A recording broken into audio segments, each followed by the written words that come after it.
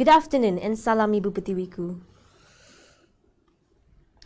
A worker at a Tokyo Olympics construction site died on Thursday after being found unconscious while working outside, suspected due to heat stroke as the Japanese capital swelters through a deadly heat wave.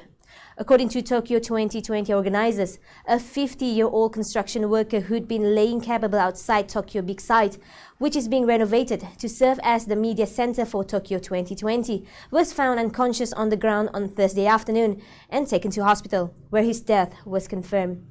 As the temperatures in Tokyo hit 35.5 Celsius on Thursday, the police said condition at the site suggested heat stroke may have been the cause, but police declined to confirm the report. Temperatures in Tokyo have clung above 31 degrees Celsius since July 24th, exactly a year before the games are set to open, with the heat intensifying in August to average daily highs of 34.8 Celsius.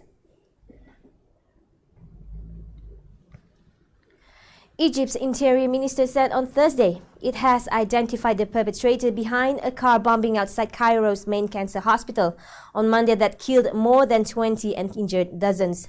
It also said security forces killed 17 suspected militants on Thursday morning during raids on their hideouts in 3 separate incidents in Helwan, Cairo, and in the province of Fayum, south of Cairo. Based on a ministry statement, the bomber was a member of the militant group Hashim and identified him as a fugitive 24-year-old Abdel Rahman Khalid Mahmoud Abdel Rahman. This was confirmed following the DNA testing of the remains that were found at the site of the accident and based on the comparison with members of his family's DNA.